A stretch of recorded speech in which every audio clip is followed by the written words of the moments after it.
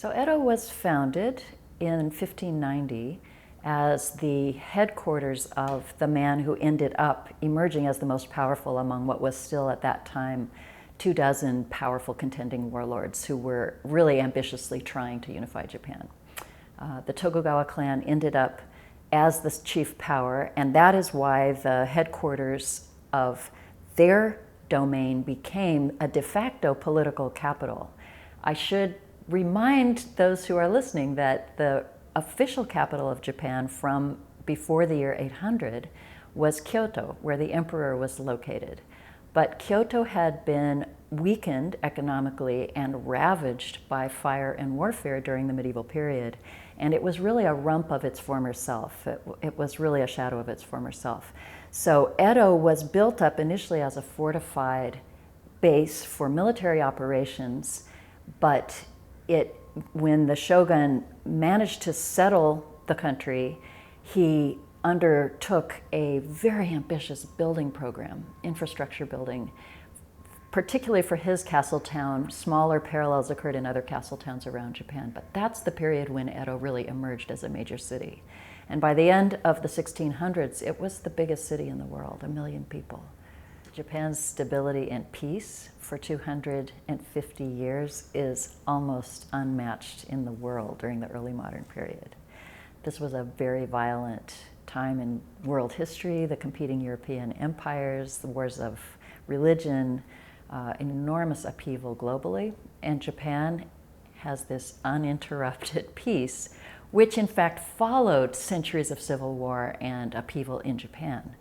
And the Tokugawa shogunate came to power with a clear understanding that the #1 mandate for any government that was going to hold in Japan was stability.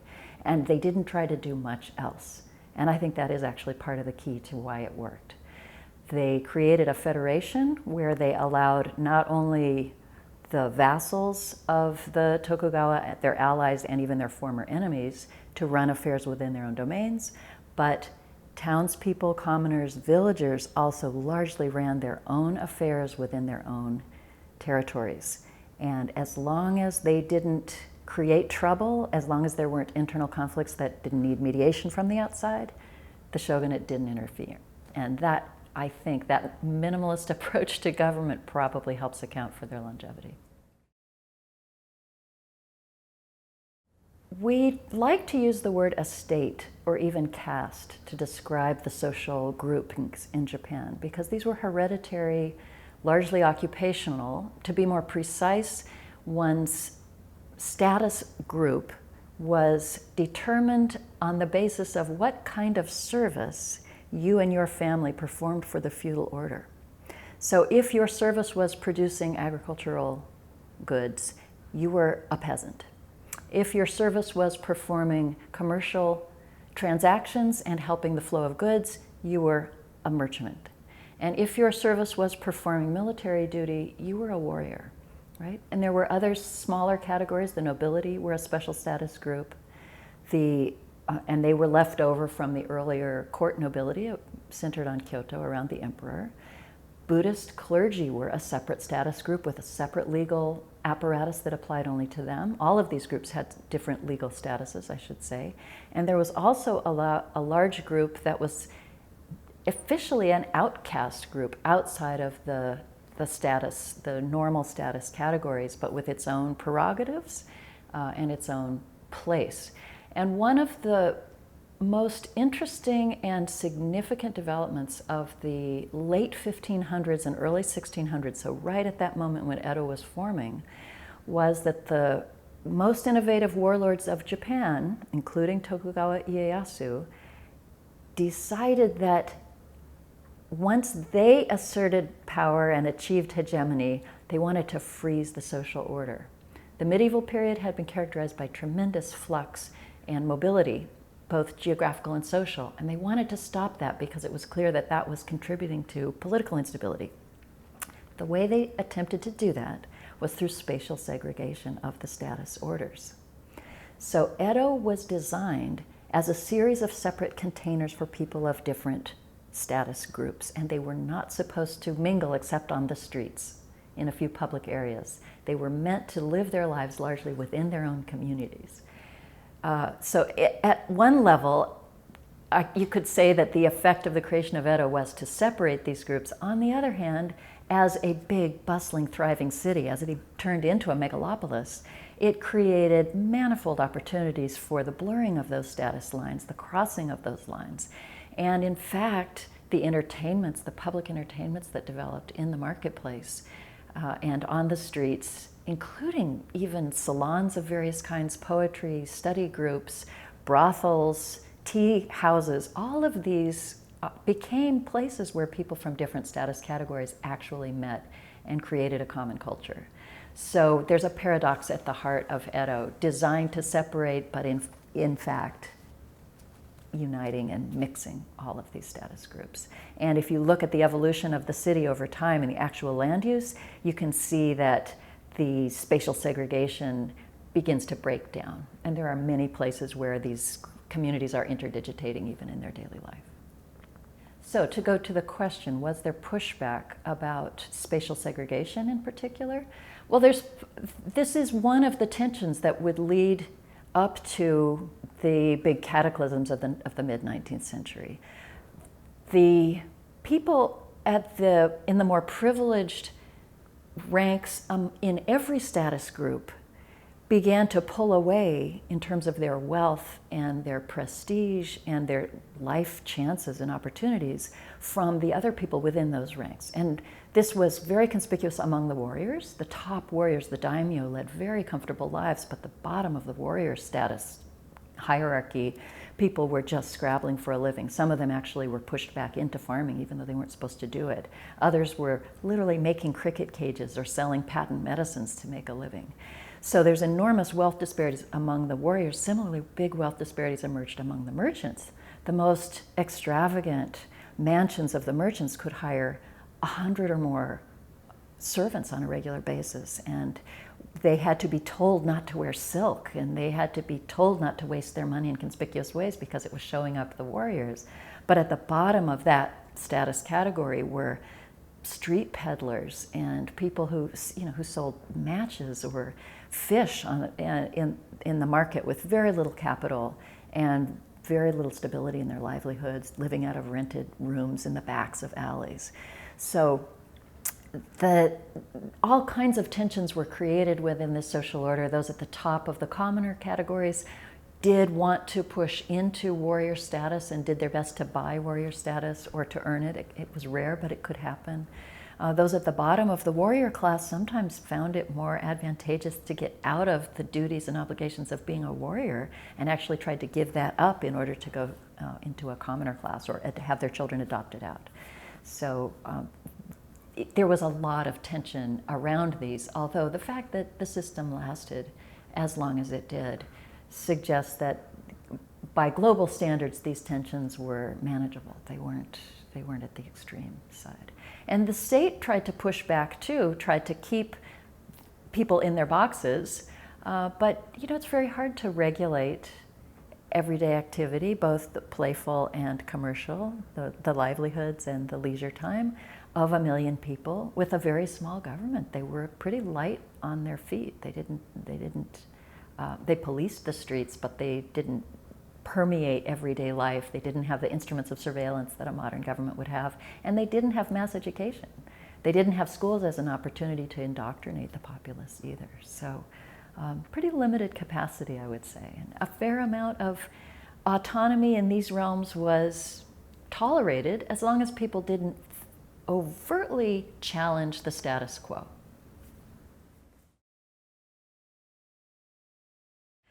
Well, if we consider the rise of a commercial market for just about everything to constitute one of the hallmarks of modernity, Edo was very modern, very early.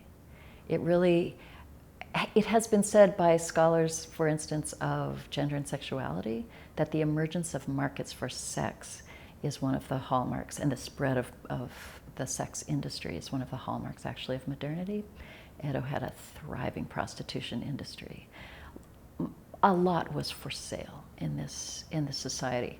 So on the one hand, inherited notions about honor, dignity, family, obligations to family and to community, which were not necessarily ancient, but were inherited from before the start of what we call the Edo period, the Tokugawa period, continued to be very vibrant. They had to be reinforced with Confucian education. Again, it's not the state running education, but families cared a lot about this, and many didactic tracts were written to encourage people, girls as well as boys, to carry themselves, comport themselves with dignity, and to have good manners and to respect their elders. So there's a lot of investment in that kind of training, and I would consider that to be traditional.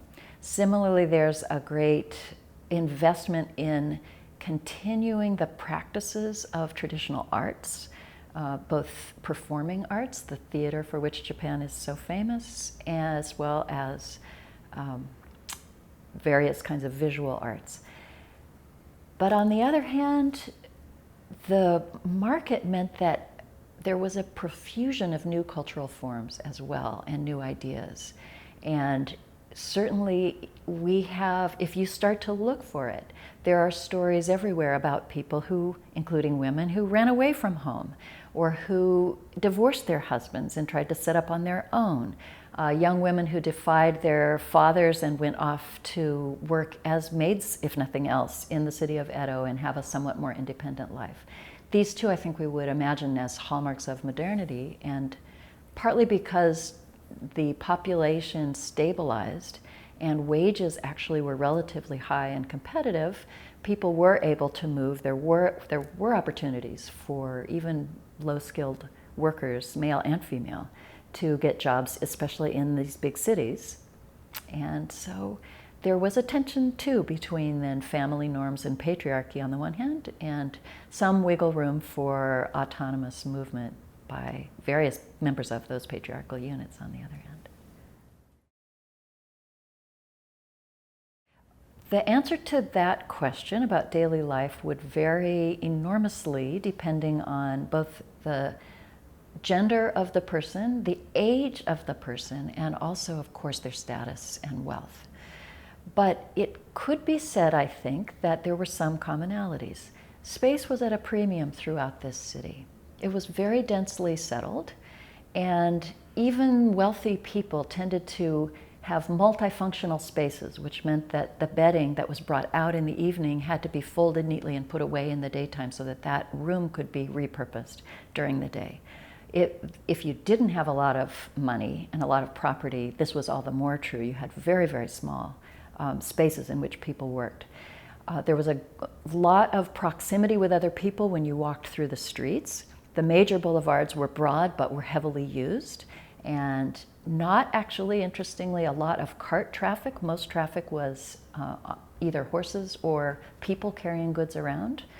We don't see a tremendous noise of creaking carts in the cities of Japan. What you would find, however, is the cries. I think the soundscape must have been quite interesting. You would have heard the cries of various kinds of fishmongers and people selling charcoal, people selling firewood. You would have had the rich aromas, both positive and negative, that are associated with a very densely packed city.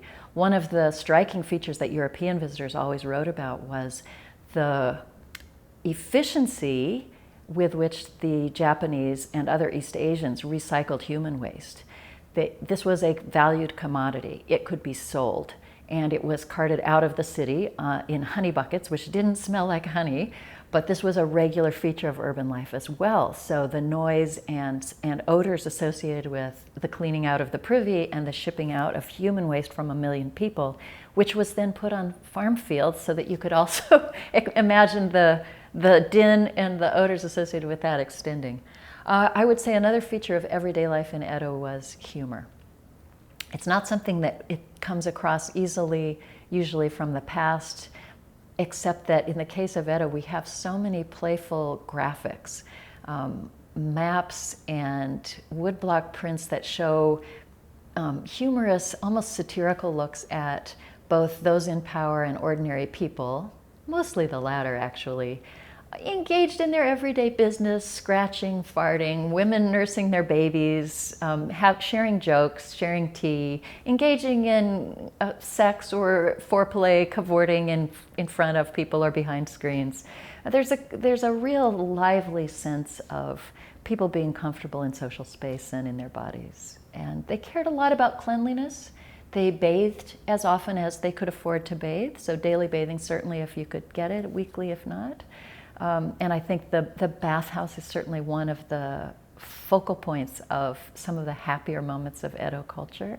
You would have had the smells of fish because seafood was very basic part of the diet. The primary form of protein, aside from soybeans, tofu, would have been some variety of fish and sea plants. I don't like to call it seaweed because these were cultivated assiduously out in the marshes of Edo Bay. And the marshes themselves undoubtedly would have produced the noise, the sounds of the seagulls and other seabirds, and the waves and the movement of these barges and shipping vessels and fishing boats in and out of the city, 1,000 a day. The warehouses along the wharves would have been very bustling sites of noisy manual laborers being out doing their work. And I think it would have been, we have accounts that attest that it was a very lively scene.